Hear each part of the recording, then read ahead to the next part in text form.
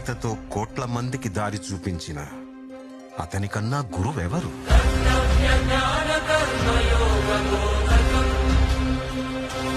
రక్షణ కోసం సముద్రం మధ్యలో ద్వారకా నగరాన్ని కట్టిన అతనికన్నా గొప్ప ఆర్కిటెక్ట్ ఎవరు? వేణుగానంతోనే గోవుల్ని గోపికల్ని కట్టిపడేసే అతన్ని మించిన మ్యూజిషియన్ ఎవరు?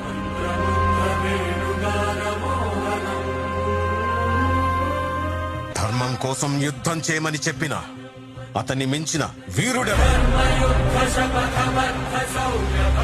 హోమయాగాలతో వర్షం తెప్పించిన అతనికన్నా ప్రకృతిని అర్థం చేసుకున్న క్లైమటాలజిస్ట్ ఎవరు? అన్కంట్రోలబుల్ ఆర్పిఎంతో తిరిగే సుదర్శన చక్రాన్ని కంట్రోల్ చేసే అతనికి మించిన కైనెటిక్ ఇంజనీర్ ఎవరు?